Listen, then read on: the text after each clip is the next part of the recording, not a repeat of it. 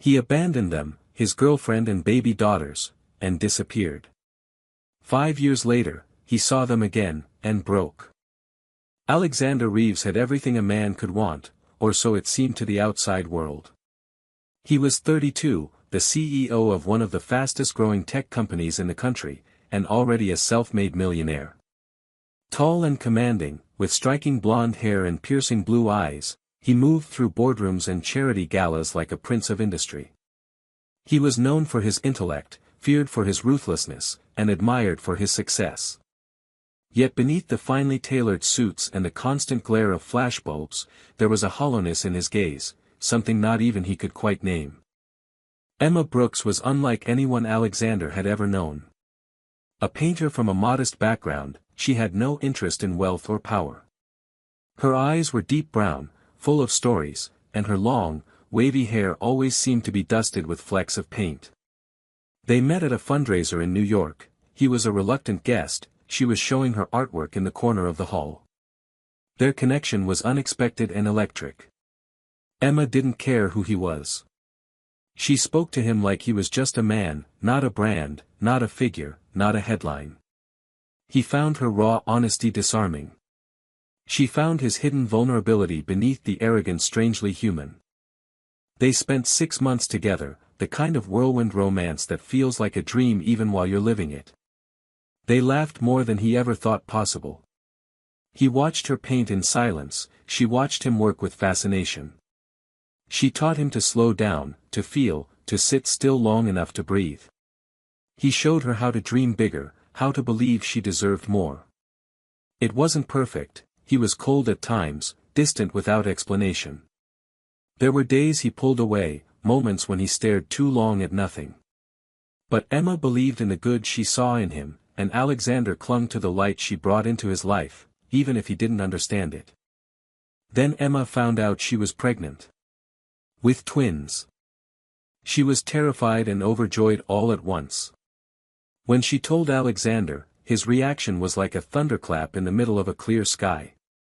He stared at her as if she had betrayed him, as if she had shattered something sacred. He didn't raise his voice. He didn't curse or accuse. He just went silent. Completely, terrifyingly silent. For the next few weeks, he drifted further away. He missed doctor's appointments. He stopped returning her texts. When the girls, Sophia and Lily, were born, he came to the hospital only once. He held them for a moment, said they were beautiful, and left without saying goodbye. When the twins were 4 months old, he vanished entirely. One day he was there, distant but present, and the next, he was gone. No calls. No support. No explanation.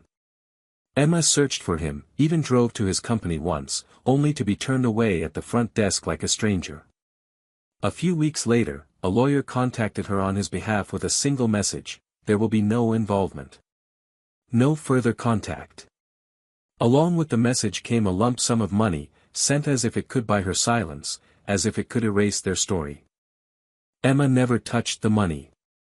She packed away every photo of him, every reminder, and focused on surviving. Alexander Reeves disappeared from their lives like a ghost, leaving behind 2 tiny girls who would never know their father and a woman who had trusted a man who turned out to be colder than winter. The early days after Alexander's disappearance were the hardest of Emma's life. At 26, she found herself alone in a 1-bedroom apartment with 2 newborns and no job, no savings, and no family to lean on. Her parents had died in a car accident when she was 19, and she had no siblings.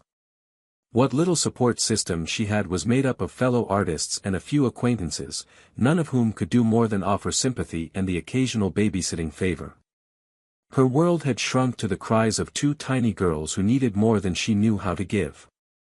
There were nights when she sat on the bathroom floor, the door closed, a towel stuffed under the crack to muffle the sound of her sobbing so she wouldn't wake the babies.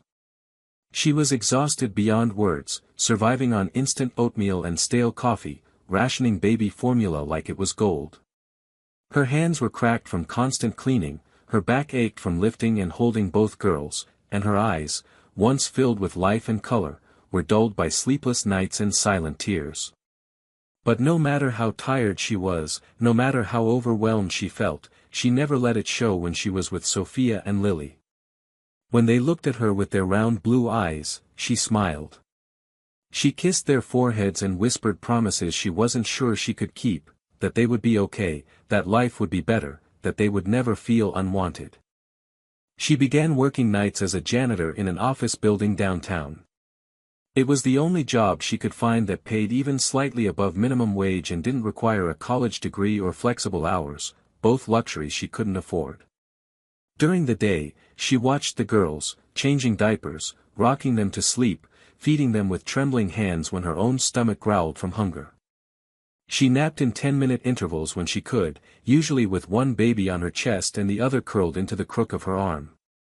She didn't sleep so much as shut down, then wake up again the second one of them made a sound. She sold most of her belongings, her easel, her canvases, the vintage record player she loved, even the silver bracelet her mother had given her before she died. Each sale felt like giving up a piece of herself, but the money went toward diapers, wipes, powdered formula, and rent. She learned how to stretch $1 until it screamed. Sometimes she went days without eating more than toast or canned soup just to make sure the girls had what they needed. Pride had no place in her world anymore.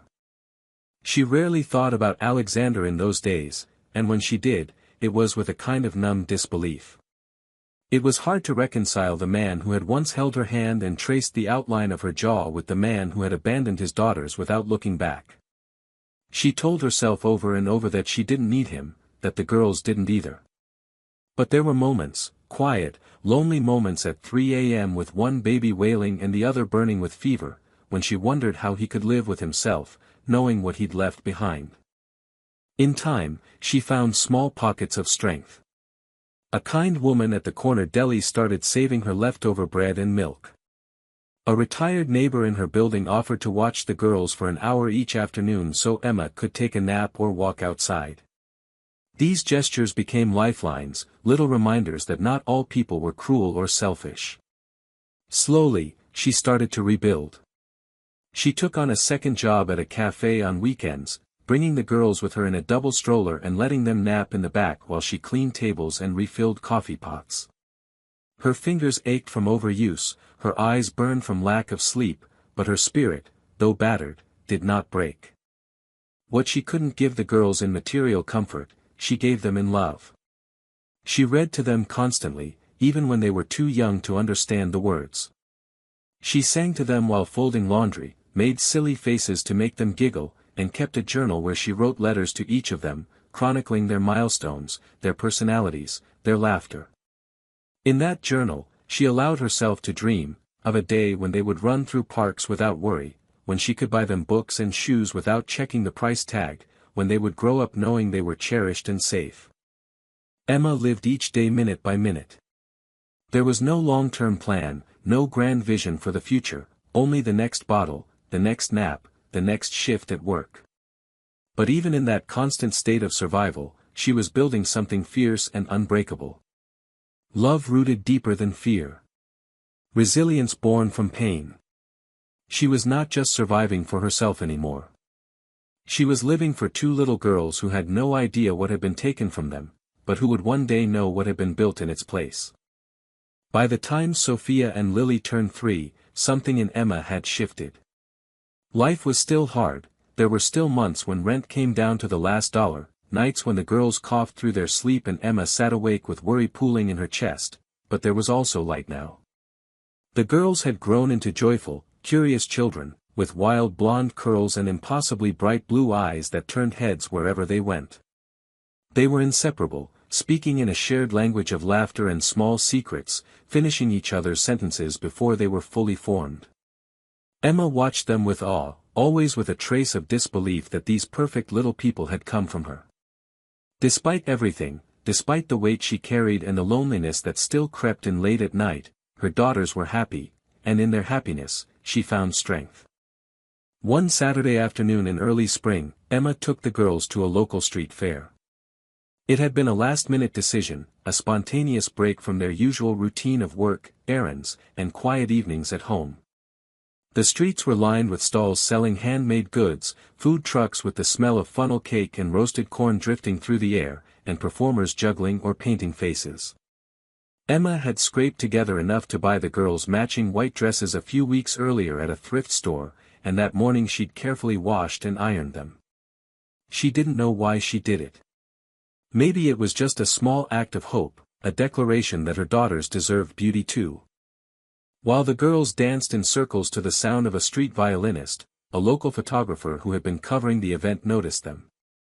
He was drawn by their energy, the way they moved in perfect unison without any choreography, their golden hair catching the sunlight as they spun. Without interrupting them, he snapped a photo. It was just a moment, two sisters laughing in the middle of a crowded street, unaware of the camera or the world watching. He uploaded it to his photography blog that night, titling it, Joy. What he didn't expect was for the photo to go viral within hours.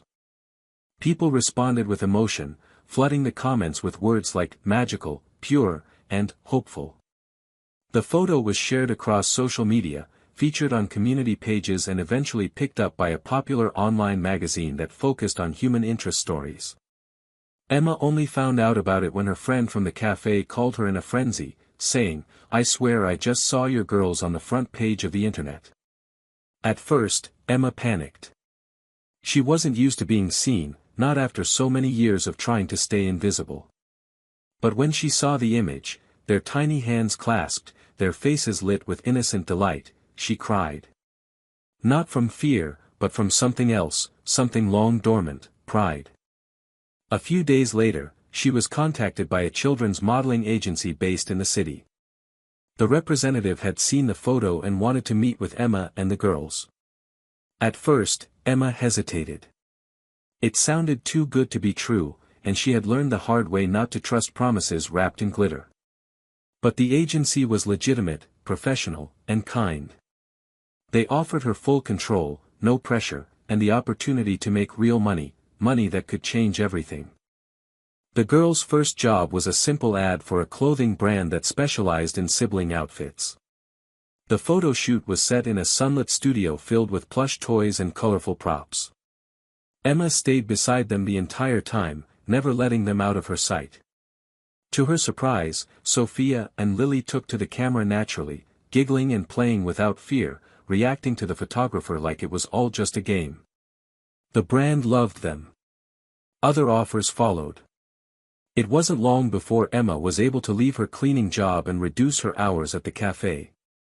For the first time, they had breathing room, enough to pay rent early, to buy fresh fruit without calculating cost per ounce, to replace the girls' worn shoes with new ones that actually fit. She still lived cautiously. Every time she deposited a check, she did it with the haunted awareness that it could all disappear as suddenly as it had arrived. But she also began to allow herself small indulgences. She bought new art supplies and began painting again during the girls' naps. At first, her hands were stiff, her strokes hesitant, as if she had forgotten the language of color. But then the muscle memory returned, and with it, a flood of emotion she had long held back. Her first new painting was of the girls at the street fair, recreated from memory. She titled it, Still Spinning. Emma also started keeping a portfolio again. Nothing public, just a folder on her desk with scanned images of her work. It felt like planting seeds she wasn't sure would bloom, but the act alone made her feel alive. When the girls asked her to tell them stories, she began inventing picture books on the spot, narrating tales of brave princesses who didn't need rescuing, of twin sisters who crossed forests and tamed dragons with kindness. Sometimes, she sketched the characters afterward, tucking the drawings into the back of her journal. Life wasn't easy, not by any means. There were still bad days, tantrums, fevers, bills she forgot, moments of doubt so loud they echoed. But now, there was something else too, possibility. A future she could imagine without panic. She no longer walked with her head down, no longer avoided mirrors or the faces of strangers. Something had shifted. She had not only survived, but begun to build. And it all started with a single photograph, a moment of unfiltered joy that the world happened to witness. Alexander Reeves hadn't thought about Emma or the twins in years. Not in any real way. On the rare occasions their names passed through his mind, it was more like a dull echo than a memory, as if they had happened to someone else in another life. He had buried that chapter so deeply that it might as well have never existed. In his world, there was no room for hesitation, no time to revisit the past. Business had taken over everything. His company had doubled in value since the year he walked away, and he now spent his days flying between cities, closing deals, shaking hands with billionaires, and standing under lights that never quite warmed him. Every aspect of his life was calculated, curated, and efficient. The people closest to him were assistants and publicists. The closest thing he had to family was his driver. One Thursday evening, at a charity gala in Manhattan, his carefully constructed distance was shattered. The event was a high-profile art showcase supporting children's literacy, something his PR team had urged him to attend for the sake of optics. He arrived late, dressed in his usual sharp black suit, prepared to make an appearance and leave without lingering. The gallery space was white and minimal, dotted with children's illustrations, many of them playful and colorful. He moved through the crowd with practiced indifference until he stopped in front of one particular painting that made the air catch in his lungs. It was a watercolor piece, soft and dreamlike, depicting two small girls holding hands in a sunlit street, laughing under strings of carnival lights. Their dresses were white. Their golden hair fell in soft curls. Their eyes, bright, clear, unmistakable, were blue. The painting wasn't signed, but the placard below read, Sophia and Lily Brooks, by E. Brooks. He stared at the names. The world seemed to tilt slightly beneath him. He tried to walk away, but couldn't. He stood there for too long, people passing by without noticing that the man with the perfect posture had turned to stone. 1,000 thoughts surged through him, but none could take shape. He found himself searching the crowd, scanning every woman's face, hoping he wouldn't find her, and terrified he might. Emma. He hadn't said her name aloud in 5 years. Seeing it in initials was enough to make something buried in his chest crack open. That night, he couldn't sleep. He sat in his penthouse with the lights off, staring at the city through the floor-to-ceiling windows, trying to control the pounding in his chest. He pulled out his phone and typed Sophia and Lily Brooks into the search bar, unsure what he even expected to find. Within seconds, the photo appeared, the one from the street fair. It had circulated for months, but he had never seen it. There they were again, laughing, spinning, alive in a way that felt like lightning in a photograph. He clicked on the article and scanned it quickly, his fingers tightening when he reached the line, Mother Emma Brooks credits her daughter's joy with helping her survive unimaginable hardship. There was no mention of him. No clue that he had ever existed. It was as though the earth had swallowed him up, and the world had moved on. He spent the next several hours clicking through every link he could find, reading interviews, watching clips, tracing a life that had unfolded entirely without him. The girls had appeared in a handful of ad campaigns, always together, always smiling. Emma had quietly started selling paintings again, children's illustrations, small commissions, nothing flashy, but enough to be noticed in local art circles. She looked different in the photos. Older, stronger, her features softer but her posture firmer. There was a steadiness in her face, a calm he didn't remember.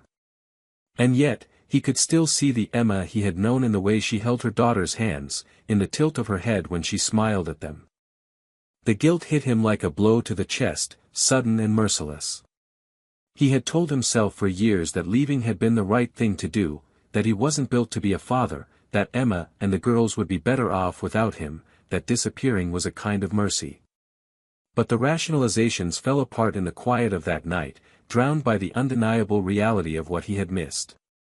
He had missed first steps, first words, birthdays, nights of fever and comfort, laughter that might have been his to hear. He had left behind not a broken version of himself, but 2 living, breathing children who had never even known his name.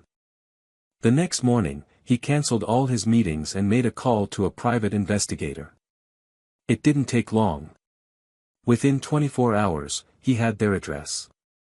It was a small apartment on the edge of Brooklyn, modest but clean, with flower boxes on the windowsills and chalk drawings on the sidewalk outside. He drove there himself, sitting in the back of a black car, staring at the building as if it were the edge of a cliff. The driver asked if he wanted to get out. Alexander didn't answer. He watched, frozen, as a door opened and two small girls ran down the steps. They were laughing, pulling each other toward the street. Behind them, Emma followed, calling gently after them, holding a bag of groceries in one hand and tucking a loose strand of hair behind her ear with the other. Time stopped. He hadn't imagined it. They were real. The girls were real. Emma was real. And he was the ghost. He watched them disappear around the corner. He didn't get out. He didn't speak. He just sat there, completely undone, his chest heavy with a realization he couldn't escape. They had built a world without him, and it was beautiful. And yet, even from a distance, he felt the overwhelming, aching pull of it. For the first time in his adult life, Alexander Reeves didn't know what to do next. Alexander returned to that Brooklyn street 3 times before he found the courage to step out of the car. Each time, he sat in the back seat, watching the front door of Emma's apartment from behind the tinted windows, heart thudding in his chest like a hammer striking steel. He told himself he was just gathering information, just observing, just waiting for the right moment. But the truth was simpler and far more humiliating. He was afraid. He was a man who had stood in boardrooms before the most powerful people in the world, negotiated deals worth millions without flinching, silenced entire rooms with a single look, and yet he couldn't bring himself to face a woman he had abandoned and the daughters he had never held beyond their first few days of life. It was not fear of confrontation that held him back. It was shame. On the 4th day, just past noon, he stepped out of the car. He was wearing a wool coat over a dark suit, his usual uniform, though now it felt like armor. In one hand, he carried a small paper bag holding 2 identical teddy bears he had chosen after pacing through a toy store for an hour. In the other, a sealed envelope containing a letter he had rewritten at least 20 times. The words still didn't feel right. There was no way to say what needed to be said, not without sounding inadequate. But he carried it anyway. The sidewalk was quiet. A few fallen leaves scraped along the pavement in the wind. His polished shoes echoed against the concrete as he walked toward the door, each step heavier than the last. He paused at the top of the steps, staring at the brass numbers on the door, willing himself to knock. His hand hovered midair, then dropped. He couldn't do it. Not like this. He turned, ready to walk away again, when the door opened behind him. Lily was the first to appear. She was smaller than he expected, wearing a pink hoodie with cartoon cats on the front and holding a small juice box. She glanced up at him with wide blue eyes that matched his exactly. There was no recognition in her face, only the cautious curiosity of a child meeting a stranger.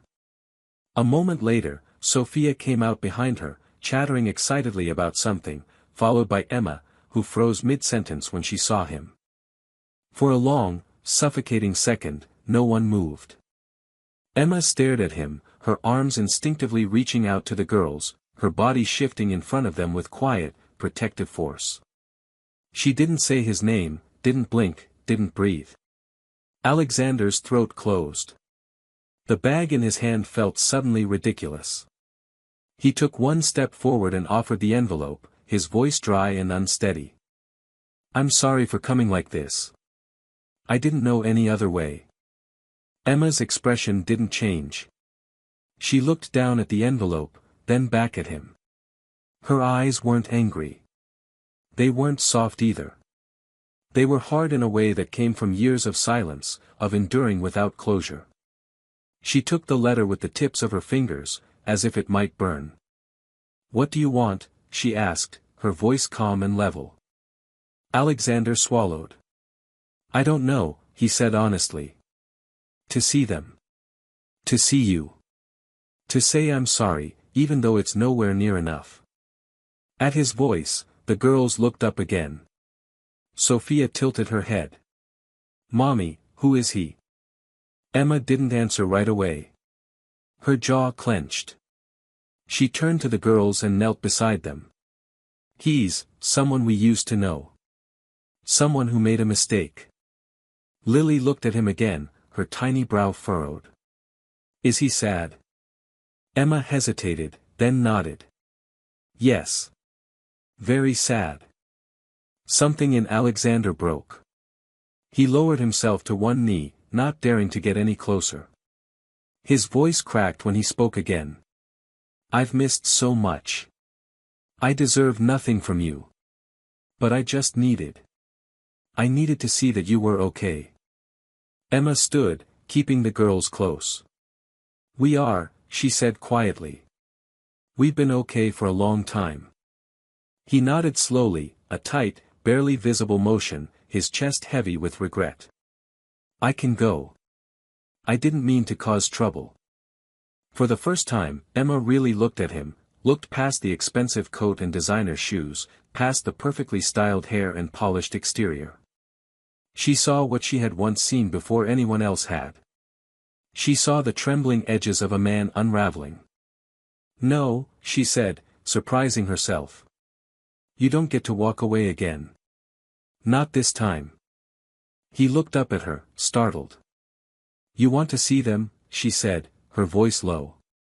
"You want to be something in their lives. Then you show up. You prove it. You earn it. Because they don't know who you are. And I'm not going to let you hurt them again." He nodded, eyes glistening. "I'll do anything." "I'm not promising you a place," she said, stepping back. "You're not their father just because you share their blood. You have to become one." "I know," he whispered. Emma looked down at the teddy bears in his hand, then at the girls.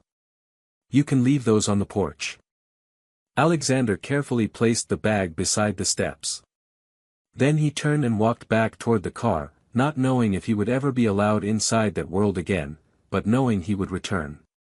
Not as a CEO. Not as the man he had been.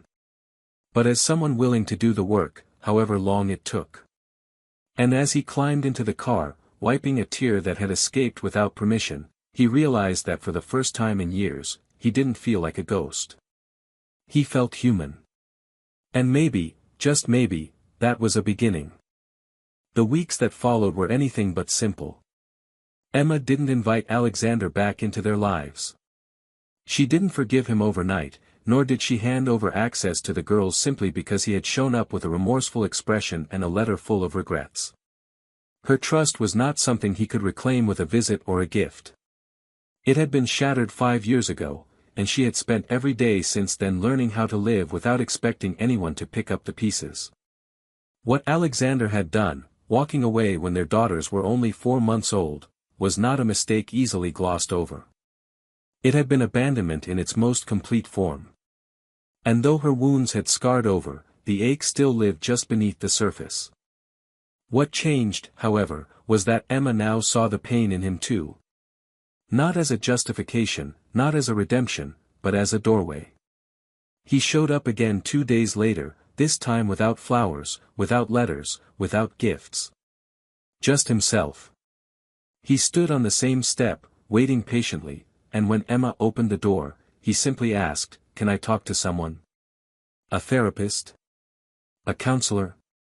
Whatever it takes. I just want to understand how to do this right." She was stunned by the sincerity of his tone. She didn't answer at first, but something in her finally allowed her to nod, just once, before closing the door. That was how it began. Emma filed for full legal custody shortly after. It wasn't revenge. It was protection. She wasn't sure if Alexander would keep coming, and she wasn't going to gamble her daughter's safety on someone who had already proven how easily he could disappear. He didn't fight it. In fact, he offered to pay for every legal expense. He signed every document, admitted to every failure, and when the court date arrived, he sat there quietly, listening as Emma's lawyer laid out the history of abandonment in exacting detail. His own attorney had advised him to contest, or at least to negotiate partial visitation. But Alexander refused. "She's right," he said in a statement to the judge. "She's done everything. I wasn't there. I don't get to make demands." The media caught wind of the story, of course. A high-profile millionaire CEO being sued for child support by a single mother with two photogenic daughters was too tempting a narrative to ignore. The headlines were brutal: tech tycoon's secret family, millionaire dad abandoned twins, mom raises daughters alone, now he wants back in. Reporters stalked Emma's building. Cameras waited outside her job. Strangers online picked apart her parenting, speculated on her motives, called her both a saint and a gold digger. Through it all, Emma remained silent. She issued no statements. She refused all interviews.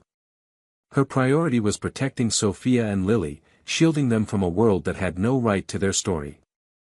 Alexander, to his credit, never spoke to the press either. His PR team begged him to release a carefully worded apology, to spin the story into something digestible and forgivable. He fired them. Then he took the money he would have spent on damage control and donated it, quietly, without announcement, to a non-profit that provided support for single mothers and children in foster care. He also started attending therapy, 3 times a week, with a specialist in parental trauma and family reintegration. He didn't tell Emma this. He wasn't trying to earn points. He was trying to become someone his daughters wouldn't be ashamed to meet. Slowly, cautiously, Emma allowed a sliver of contact.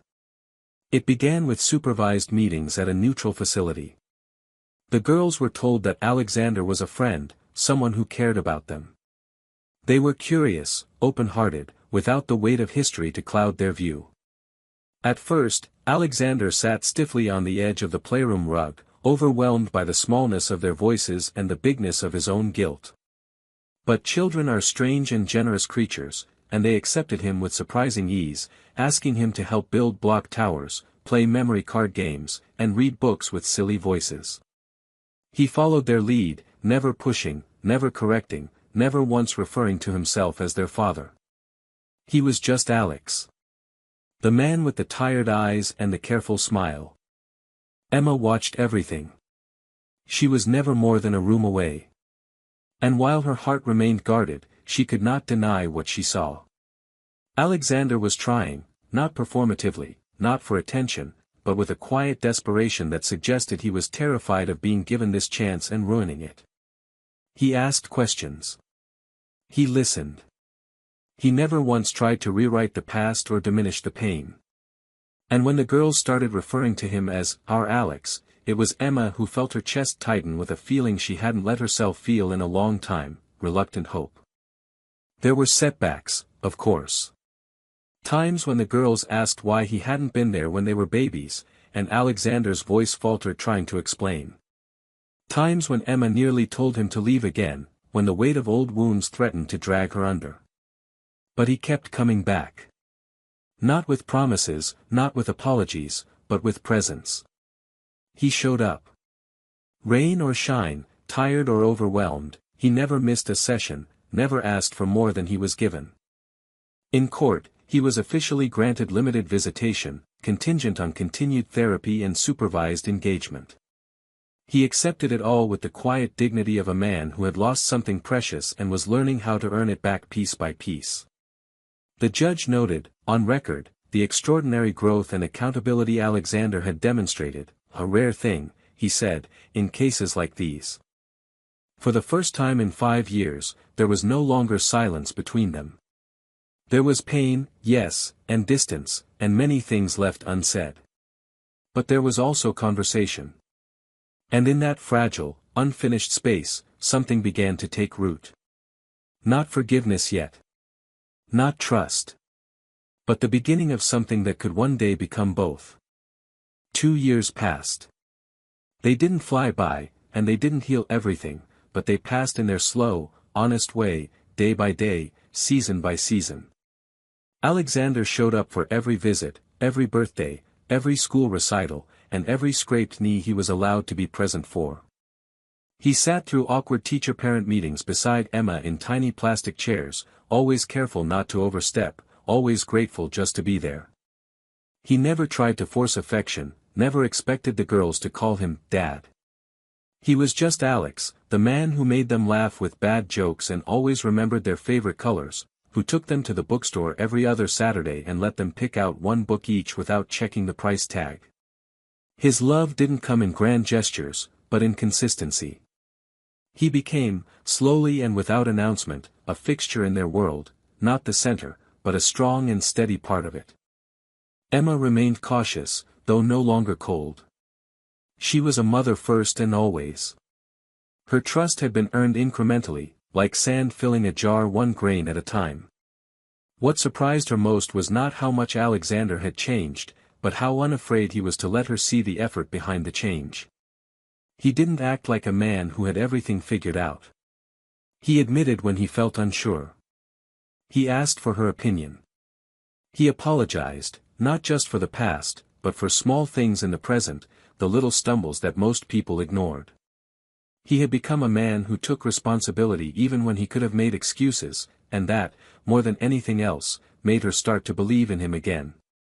By now, the girls were 7. They had grown taller, their baby features giving way to early glimpses of the young women they'd one day become. They still wore matching outfits sometimes, not because Emma dressed them that way, but because they insisted on it. They loved storytime and science kits, played soccer in the park, and had an alarming amount of opinions about everything from breakfast cereal to politics. And somewhere along the way, they had started calling him our Alex less and Dad more. Not every time, not consistently, but enough to catch in his throat when it happened.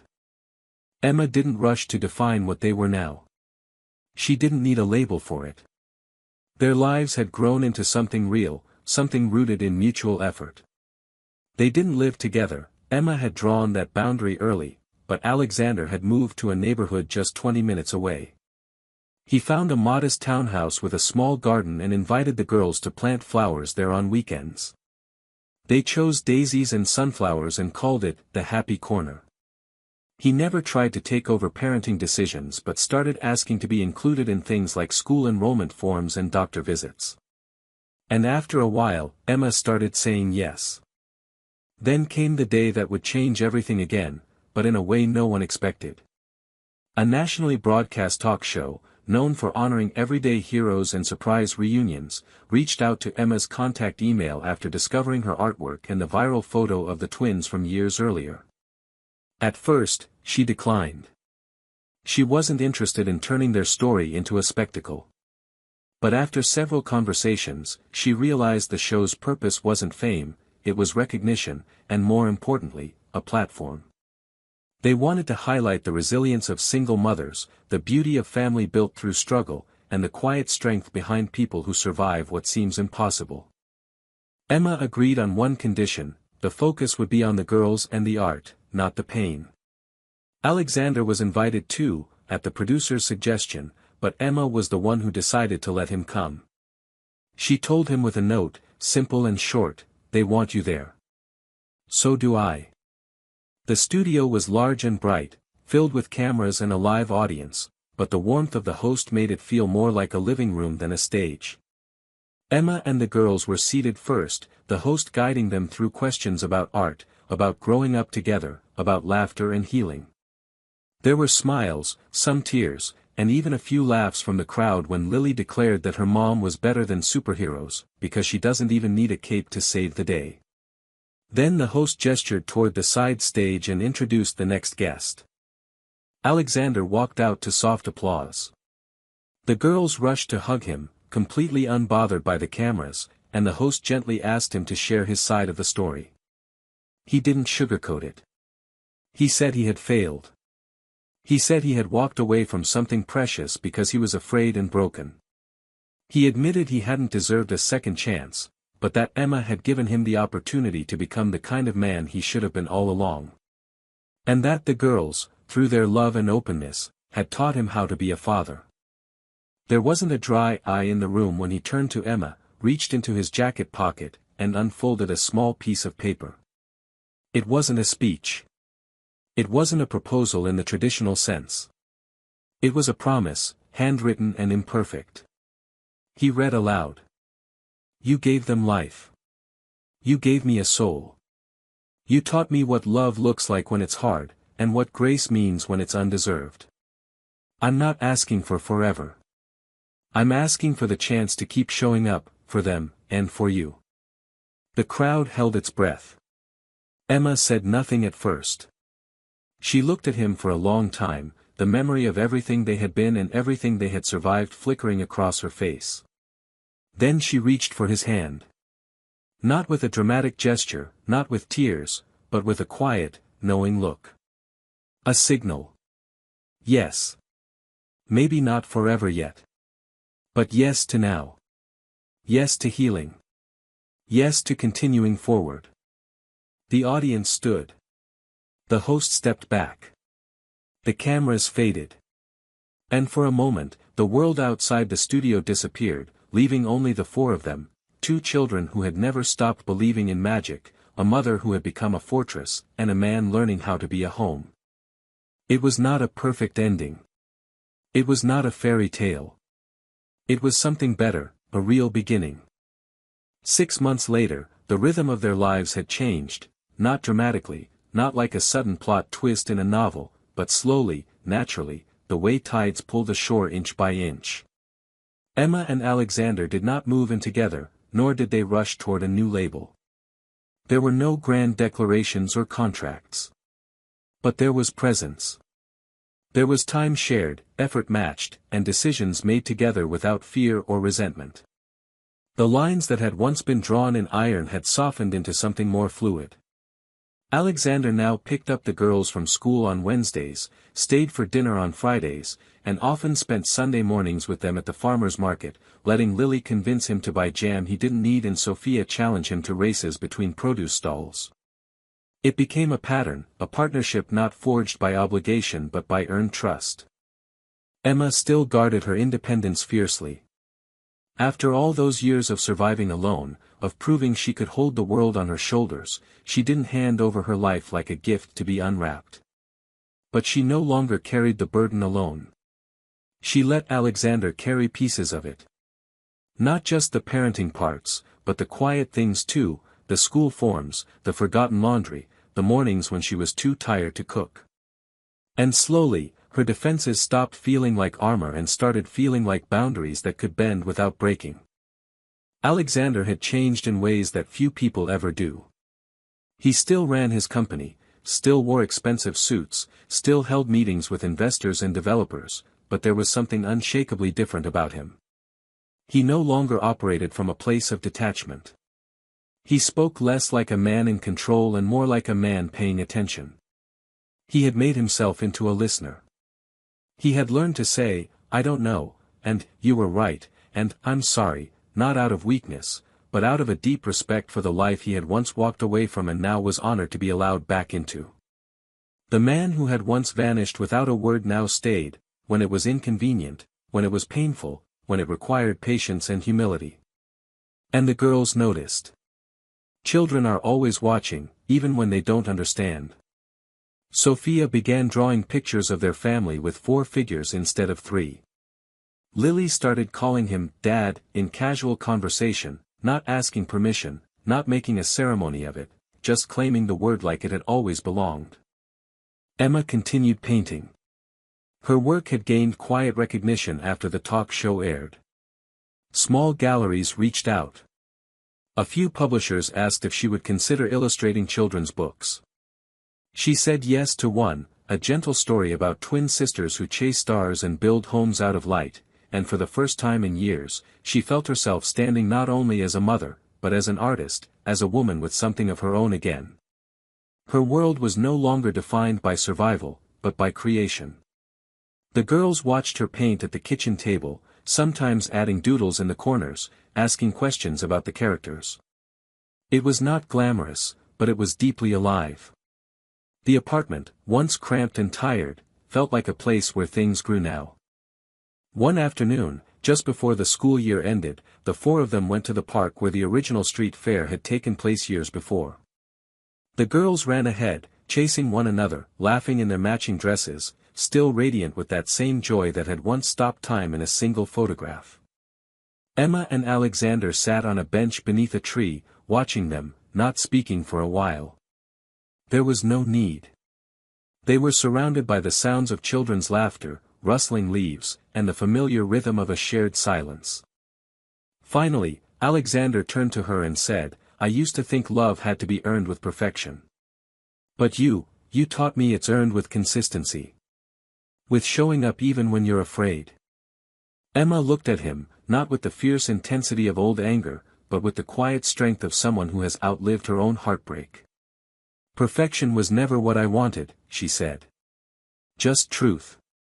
Just someone who stays when it's hard." And he had stayed. Not because he wanted to rewrite the past, but because he was ready to live the future, honestly, messily, and together. That night, as the girls fell asleep curled up against Emma on the couch, a quiet rain tapped against the windows. Alexander stood in the kitchen washing dishes, humming a tune he didn't even realize he knew. He didn't need a ceremony or a title or applause. He had a home now, not a place, but a belonging. A chance to keep showing up. And in the small, quiet way that matters most, he had finally become the man they deserved. It wasn't a fairy tale. It was better. It was real. This story isn't about redemption through romance or neat resolutions.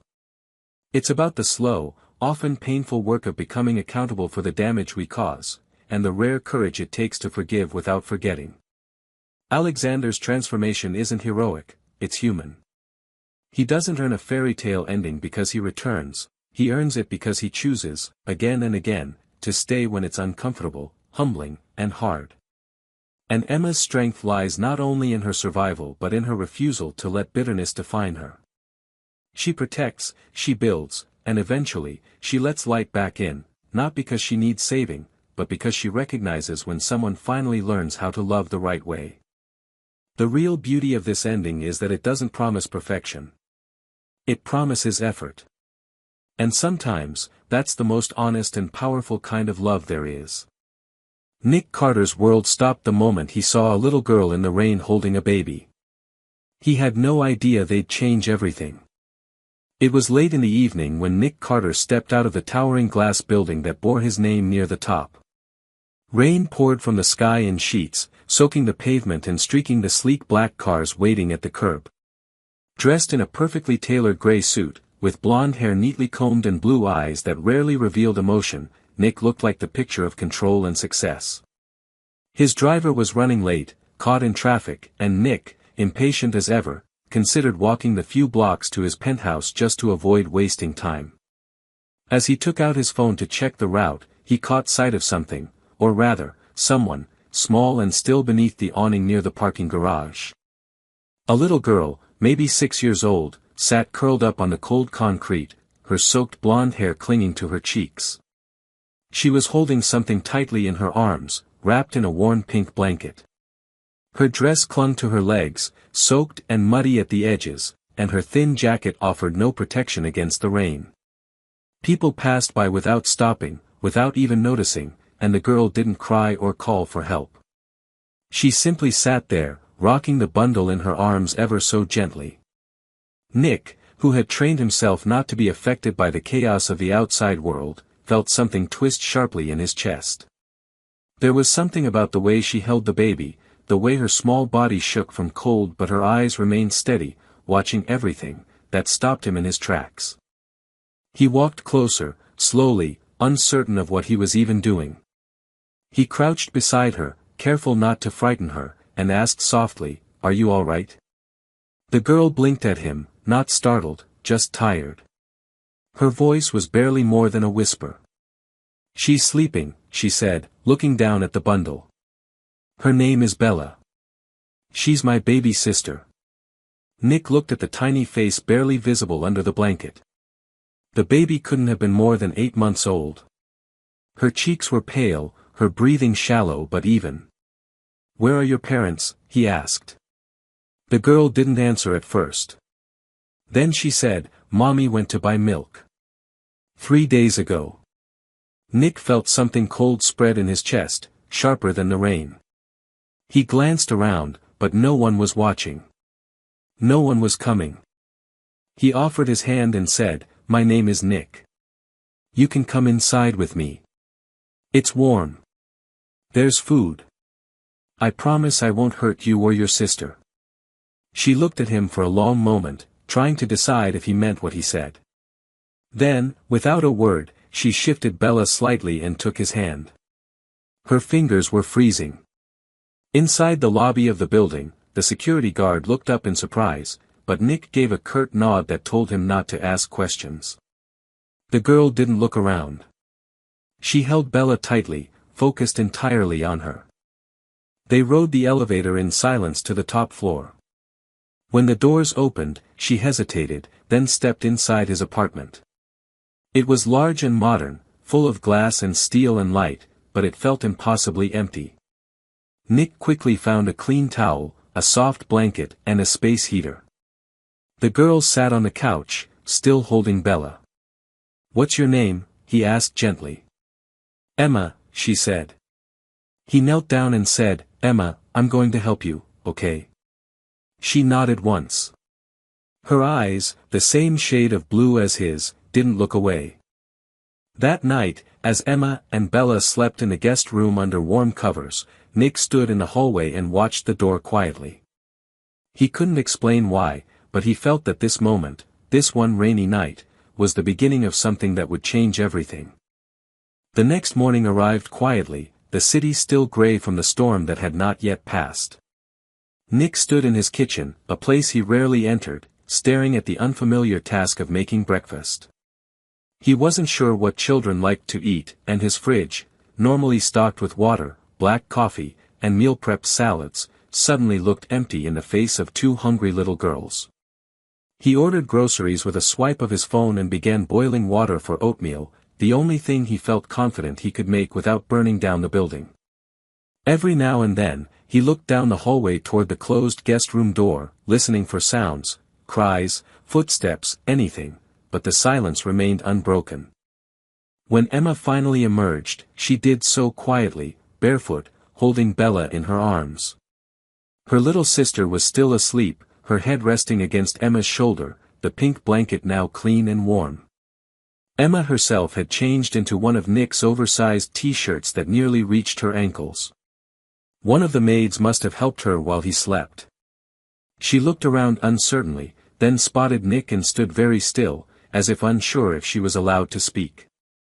He knelt down and smiled, the expression awkward on his usually serious face. "Good morning. Are you hungry?" Emma nodded, just once. He motioned to the table and helped her sit, placing a bowl of oatmeal in front of her with a banana sliced on top.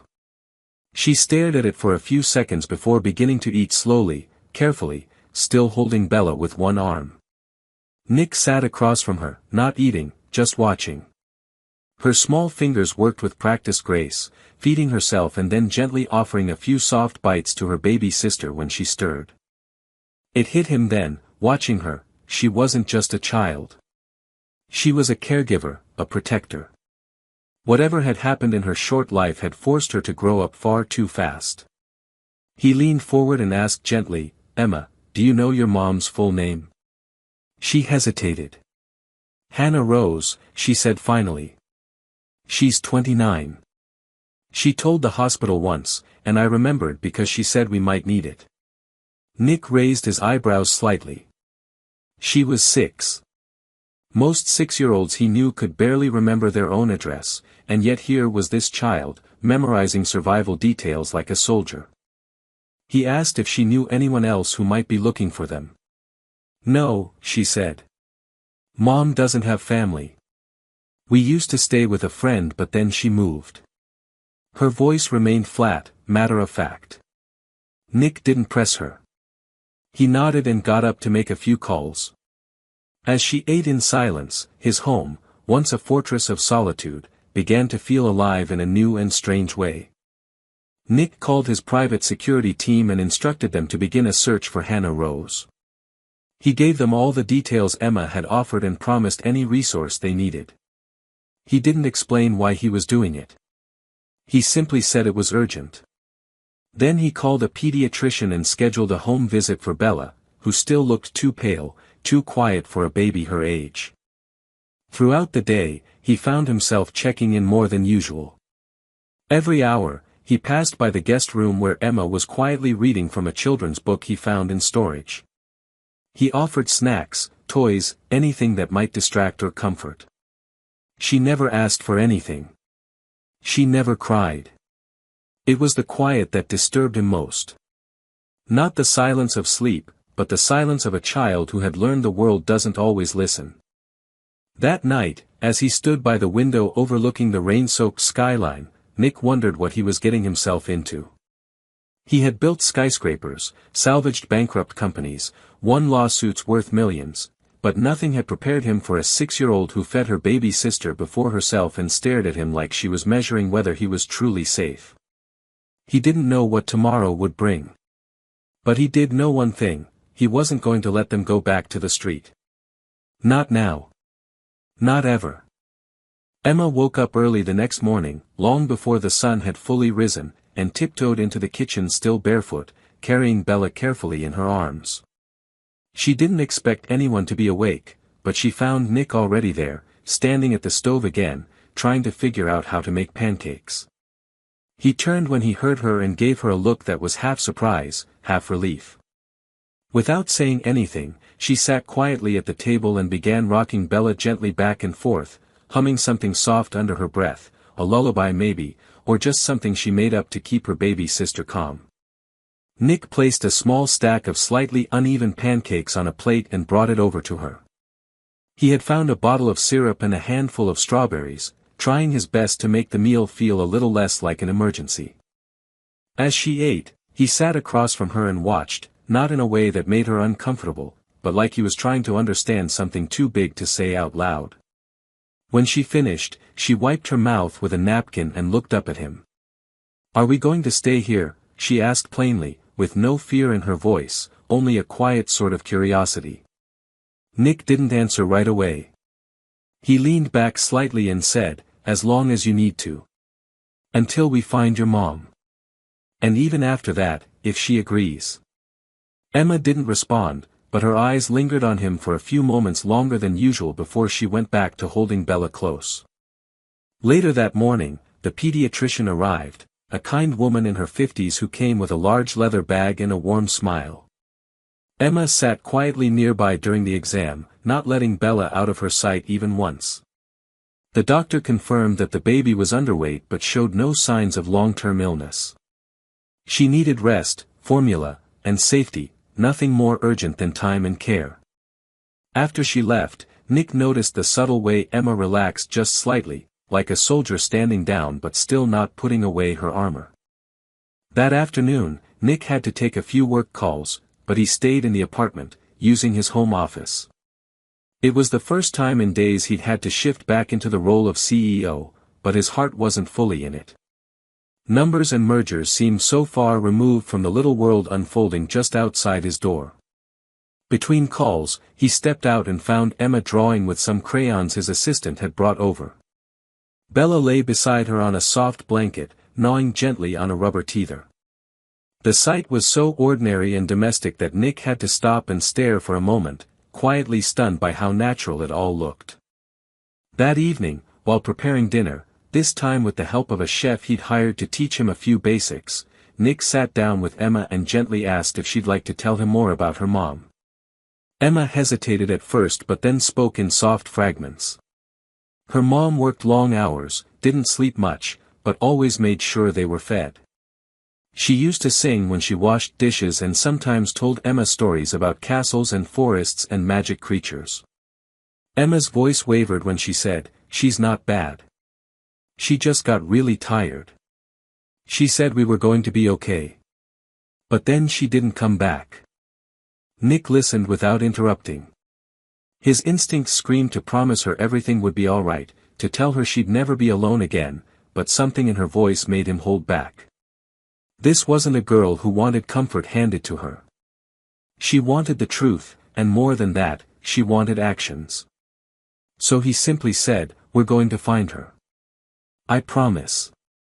That night, after putting Bella down, Emma sat on the edge of the guest bed with her knees pulled up to her chest. Nick passed by and saw her staring out the window. He knocked gently on the open door. "Can I come in?" he asked. She nodded. He sat beside her, not too close, and they watched the rain together for a while. Then, after a long silence, Emma said something he hadn't expected. "Why are you helping us?" He didn't know how to answer right away. Finally, he said, "Because someone should have helped my sister a long time ago. But no one did. And I couldn't stop what happened. I don't want to make that mistake again." Emma didn't respond, but she leaned her head on his arm for just a second before slipping back under the blanket beside her sister. As Nick turned off the light and walked back to his own room, he realized something had shifted. He wasn't just trying to protect two little girls anymore. He was beginning to care. And that, more than anything, scared him. Because once you start caring, you can't pretend it's temporary. The fourth morning in Nick Carter's penthouse began with tension humming beneath the surface, invisible but undeniable. Emma had begun to settle into the rhythm of this strange new place. She no longer flinched when someone knocked on the door or looked startled by the sound of running water. But Nick, beneath his calm exterior, was restless. Every hour that passed without a word about Hannah weighed heavily on him, not just because he had promised Emma, but because he now felt deeply responsible in a way he hadn't anticipated. He wasn't just offering temporary shelter anymore. He was keeping a family from falling apart, and if he failed to find Hannah soon, he feared the damage would be permanent. While Emma colored quietly with Bella on a blanket in the sun-drenched living room, Nick paced back and forth in his office, on a call with his private investigator. The man's voice on the other end was calm but increasingly concerned. They had found traces of Hannah Rose at a diner in Queens, where she had worked part-time, and a small room she had rented on a week-to-week basis. But both leads ended cold. No friends, no bank activity, and the last anyone had seen her, she looked unwell and extremely thin. Finally, late that afternoon, the call came that would shift everything. She had been found in an alley near a bus terminal, unconscious, barely breathing, with no ID and severe signs of exhaustion and dehydration. An ambulance had taken her to a public hospital, and without a name, she had remained in a coma, unrecognized for nearly 2 days. Nick drove to the hospital himself. He didn't send a driver or a lawyer. He needed to see for himself. The ER was crowded, the walls echoing with overlapping voices, crying children, and the metallic scent of antiseptic. He hated every moment of being there, but he forced himself forward. After identifying her photo and confirming her relation to the girls, he was allowed in. The sight of Hannah Rose hit him harder than he expected. She was gaunt, her face bruised, with an IV in her arm and oxygen helping her breathe. But she was alive. The nurse told him she had suffered a minor head injury and had not regained consciousness yet. Nick stood at her bedside for a long time, watching her chest rise and fall. This woman had walked miles alone, starving, carrying the weight of 2 children and a crumbling world, and still fought to return to them. He felt both awe and anger at a system that let her fall through the cracks, and awe at her sheer strength to have made it this far. He left the hospital only after signing paperwork to cover all of her medical expenses and to ensure she would not be moved or released without his knowledge. Back at the apartment, he sat Emma down and told her gently, "We found your mom. She's alive, but she's very tired and needs to sleep for a while to get better." Emma didn't cry, but her lip trembled. She nodded slowly and whispered, "Can we see her?" Nick explained that the doctors needed a little more time, but promised she could visit as soon as it was safe. That night, Emma barely spoke. She held Bella closer than usual, and even though Nick offered to read her a story, she declined with a soft, "Not tonight." When he checked on them later, both girls were curled up together under one blanket, Bella's tiny hand holding Emma's finger. 2 days later, Hannah woke up. The first thing she asked the nurse was, "Where are my girls?" The nurse contacted Nick immediately. When he arrived, Hannah was sitting up weakly in the hospital bed, her eyes full of fear and hope. When he walked in with Emma and Bella, both clinging to his hands, she broke into tears before a single word was spoken. Emma ran to her without hesitation, careful of the wires and IVs, and climbed onto the bed, hugging her mother tightly. Bella reached out and babbled her name, and Hannah held both daughters like she would never let go again. The reunion was quiet, intense, and almost unbearably emotional. Nick stood by the door, letting them have their moment, but Hannah looked at him through her tears and said, "You saved them." He shook his head and replied, "They saved me." Later, when the girls had fallen asleep curled next to their mother, Nick sat beside her and told her everything, how he found them in the rain, what Emma had said, and what they had been through together since. Hannah listened silently, tears streaming down her face. When he finished, she said in a hoarse voice, "I didn't think anyone would care." And Nick, who had spent years behind walls of glass and steel, simply said, "I didn't think I would either. But I do. More than you know." That night, driving home alone, Nick didn't turn on the radio or check his phone. He just stared at the lights of the city as they passed by, each one reflecting some piece of the future that was slowly forming around him. For the first time in a long time, he felt something in his chest that had nothing to do with business or loss or duty. It was something quieter, deeper. It was hope. And it scared him. But he didn't look away.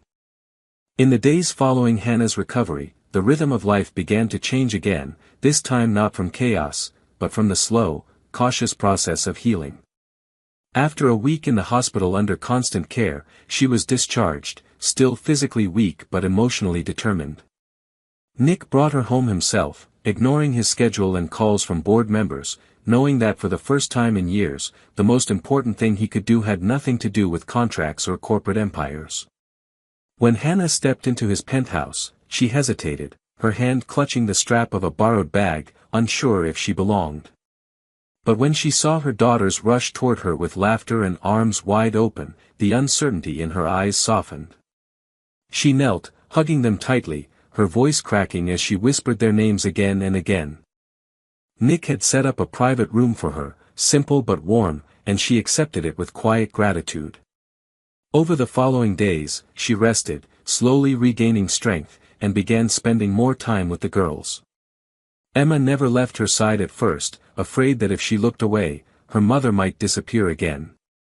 Nick noticed it, and though Hannah gently tried to reassure her daughter, the fear didn't vanish overnight. Bella, younger and more instinctive, simply clung to both of them, her tiny hands always reaching out for contact. Nick made a point of giving them space, but he also remained near, present in small ways, bringing tea without being asked, leaving snacks on the table, and occasionally sitting nearby without saying a word, allowing silence to be safe rather than heavy. One morning, as Hannah sat on the balcony wrapped in a blanket, watching the sunrise, Nick joined her with 2 mugs of coffee. For a while, they didn't speak, the quiet between them no longer awkward but filled with unspoken understanding. Finally, she turned to him and said, "I don't know how to thank you." He shook his head and replied, "You don't have to. I didn't do it for thanks." She looked at him closely then, really seeing him, this man who had once been just another stranger in a suit. "Then why did you do it?" she asked. He answered slowly, choosing the words carefully. "Because when I saw Emma holding Bella in the rain, I saw something I couldn't walk past. I've lived alone for a long time. Too long, maybe. And suddenly, I didn't want to anymore." Hannah said nothing in response, but the silence that followed felt like something had shifted again. That evening, when Emma asked if Nick could read them a bedtime story, Hannah didn't object. She simply sat beside him on the edge of the bed while he read from a book with slightly awkward rhythm but deep sincerity. The girls giggled at his voices, and for the first time, their laughter filled the apartment with something that sounded like real life. Later that week, Nick helped Hannah begin the process of regaining control of her own life. He arranged for legal aid to settle debts her former partner had left behind, connected her with a support group for single mothers, and even helped her find a part-time administrative job at one of his company's charitable branches, insisting it wasn't charity but a chance to start again with dignity. She resisted at first, her pride bruised, but eventually she accepted, realizing that her strength wasn't diminished by accepting help, it was amplified by it. There were setbacks. Bella came down with a fever one night, and Hannah panicked, convinced for a moment she would lose everything again. But Nick stayed up with them, holding a cool cloth to the baby's forehead and calling the pediatrician personally. Emma had a nightmare and woke up screaming, terrified her mother would vanish once more. Nick was the one who rushed in, calming her down and sitting with her until she fell asleep again, her hand tightly wrapped around his. And through it all, the four of them, Nick, Hannah, Emma, and Bella, began to form something no one dared call a family just yet, but it lived in the spaces between their days. It lived in the way Emma looked at him now, not with suspicion but trust. In the way Hannah began to laugh again when she wasn't looking. In the way Bella squealed with joy when she saw him enter the room. It wasn't perfect, and none of them were healed completely. But there was a foundation now, something real, something earned, not through grand gestures but through quiet persistence, shared meals, sleepless nights, and the slow, deliberate rebuilding of 3 lives that had nearly been lost. Nick often stood in the hallway late at night, watching the light spilling from the guest room, listening to the sound of soft voices and occasional laughter. He no longer questioned what he was doing. He no longer saw them as a temporary interruption to his carefully constructed life. They were a part of it now. And more than that, they had given him a reason to believe in something he thought he'd forgotten how to want: home. As the weeks continued, the apartment that once echoed with silence and efficiency began to hum with something warmer and more alive. Routines formed naturally, morning breakfasts where Emma insisted on helping make toast while Hannah prepared bottles for Bella, afternoons spent with Emma drawing at the dining room table while Hannah worked on training modules Nick had arranged for her new job, and quiet evenings where the four of them often found themselves watching movies curled on the same oversized couch. It wasn't planned, and it certainly wasn't something Nick had expected to want, but every small habit they built together felt like the threads of something permanent weaving quietly into place. Nick started rearranging his schedule without even realizing it. Meetings were moved earlier or held remotely, and his evenings, once reserved for solo dinners or late work, were now filled with little voices, spilled juice, and Hannah's exhausted but grateful smiles. He didn't miss his old life, not even the perfectly structured solitude that had once made him feel secure. Instead, he began to measure his days by things like whether Bella had smiled or if Emma had asked him to read her another chapter before bed. One Saturday afternoon, a moment came that shook the fragile peace they had built. Hannah had gone to a parent workshop, encouraged by Nick and organized through the company's community program. She left the girls in his care, something that might have terrified her weeks ago, but now she trusted him. Everything was going smoothly until the doorbell rang. Nick opened it, expecting a delivery, but instead found himself face to face with a man in his early 30s, unshaven and unsteady, asking for Hannah. His voice was too casual, but his eyes flickered with something darker, agitation, maybe desperation. Nick stepped outside and shut the door behind him. "Who are you?" he asked. The man introduced himself as Jacob, Hannah's ex. Nick's instincts immediately went cold. Jacob didn't ask about the girls. He didn't even seem to care where they were. Instead, he hinted at debts Hannah might still owe, mentioned how she had run off and left things unresolved. Nick told him firmly that Hannah and the children were safe, and anything he had to say could go through a lawyer. Jacob laughed, but there was no humor in it. Before leaving, he muttered something about seeing them again soon, and Nick knew that this wasn't over. He didn't tell Hannah right away, but he instructed his security team to add surveillance to the building's entrance and assigned a guard to discreetly monitor the lobby. The next day, when Hannah returned and noticed the subtle changes, she asked what had happened. Nick hesitated, but then told her everything. Her face went pale, and she immediately went to check on the girls. When she returned, her voice was steady but low. "I knew he'd come back. He always does. Nick asked her if she wanted to press charges or file a restraining order. She looked at him for a long moment and said, I do. But I don't want to run anymore. I want to fight back. For them. Nick supported her through the entire process. The legal team filed papers, a court hearing was scheduled, and Hannah, though anxious, stood tall when the day came. Nick was in the courtroom with her, sitting silently in the back row as she testified. Jacob tried to manipulate the situation, but the evidence, the hospital records, and Hannah's testimony were enough. The judge granted full protection orders and officially acknowledged Nick as a temporary guardian for the girls, given his role in their care. It was a legal step, but for Emma and Bella, it was just a confirmation of something they already knew, that Nick was someone who wouldn't leave. After the hearing, Hannah collapsed into Nick's arms in the parking lot, not in fear but in relief. I never thought I'd win, she whispered. You didn't have to, he said softly. You just had to survive long enough to try. That night, Emma made a drawing of their family. It showed a tall blonde man in a suit, a woman with brown hair, a baby in a pink dress, and a girl in a white dress with a sun above them and the word home written in shaky letters across the top. She handed it to Nick without a word and walked off to play. He stared at the paper for a long time, then framed it quietly and placed it on his desk beside the awards and corporate milestones. For the first time in his life, a child's crayon sketch felt like the most valuable thing he owned. As autumn crept into the city with cooler mornings and golden trees lining the avenues, something settled into place between the four of them that neither Nick nor Hannah had words for yet. It wasn't about titles or declarations, it was in the way Emma reached for Nick's hand when crossing the street or how Bella toddled toward him first when he entered the room after work. It was in the ease of shared silence at the dinner table, the comfort in their mismatched routines, and the steady, healing rhythm of their new life together. Still, despite all the progress, the weight of the past hadn't entirely let go. One morning, Nick found Hannah standing by the window with a distant look in her eyes, her fingers clutched around the strap of her shoulder bag. When he asked her what was wrong, she hesitated before saying she had received a letter from the shelter she once stayed in.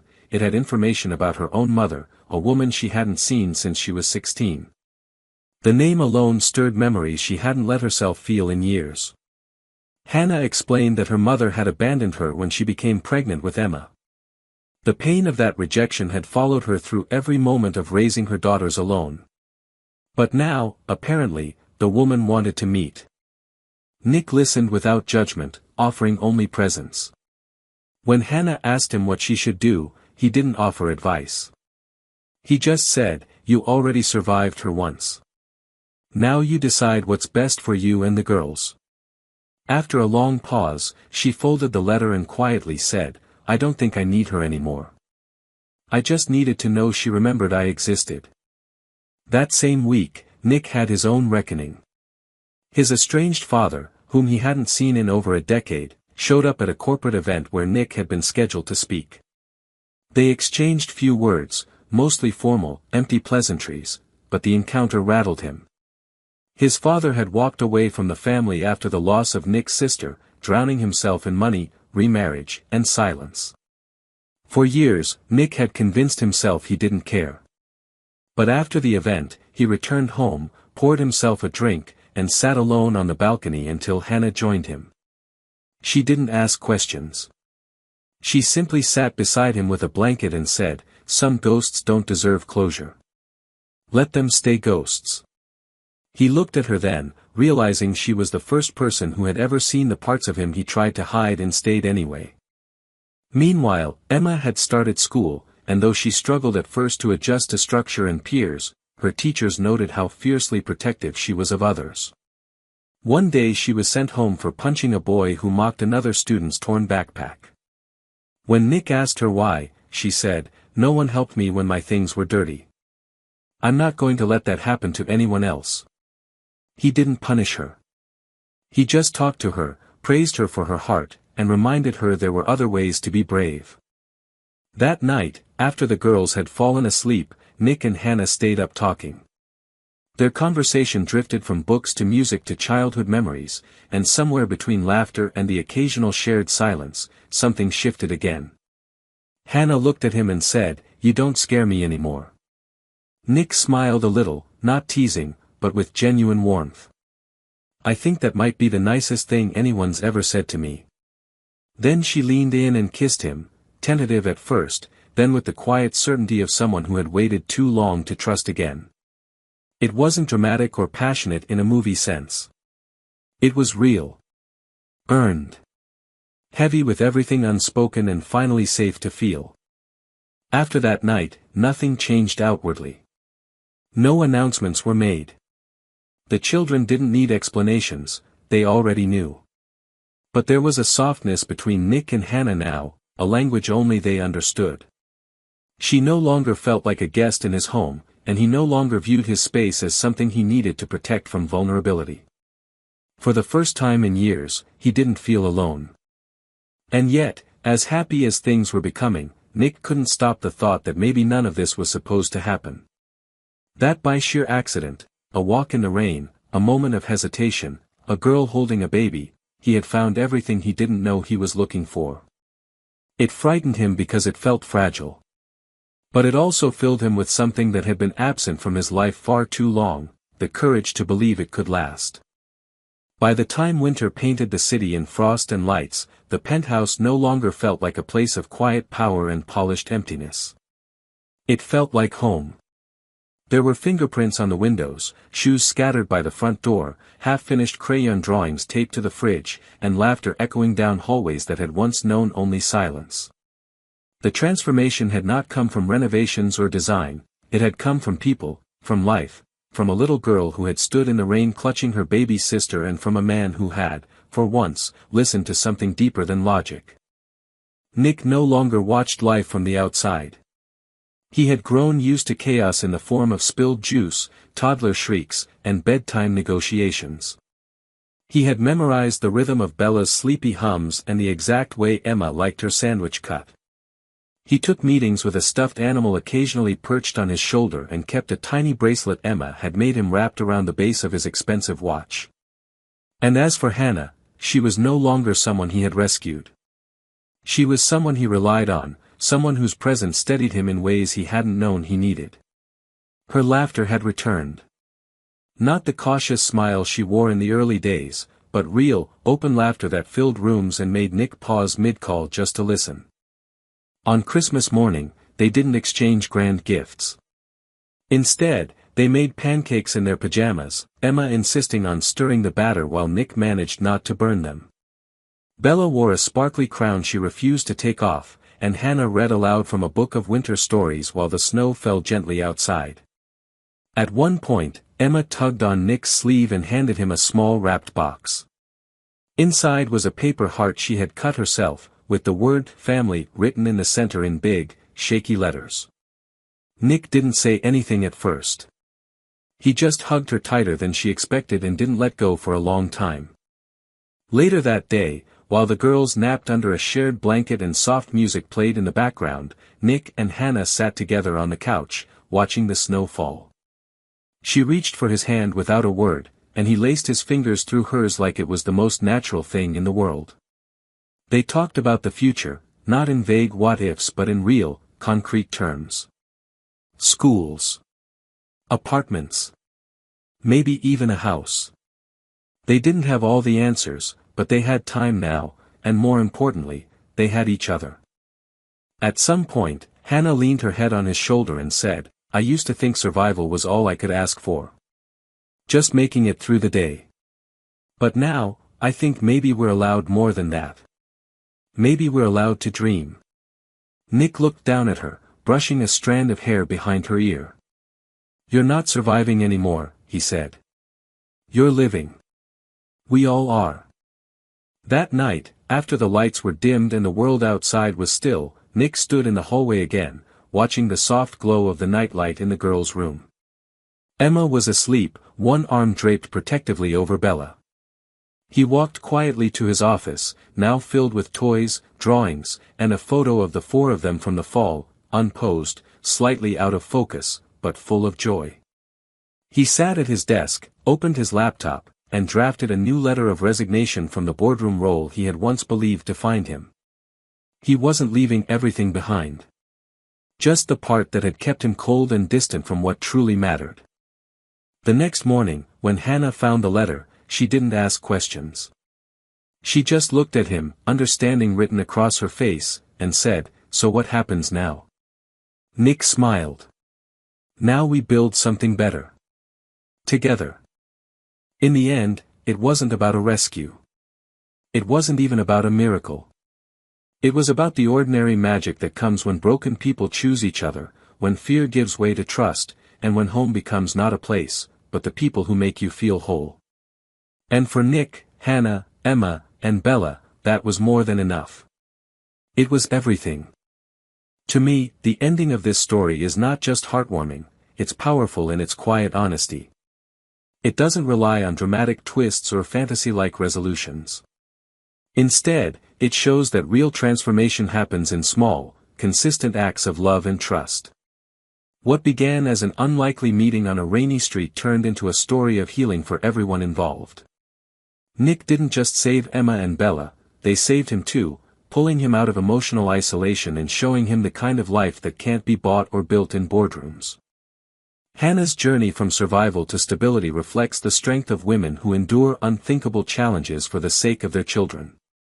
And Nick's shift from a lonely, guarded executive to a man willing to redefine his life around a new kind of purpose, that's the kind of character arc that stays with you.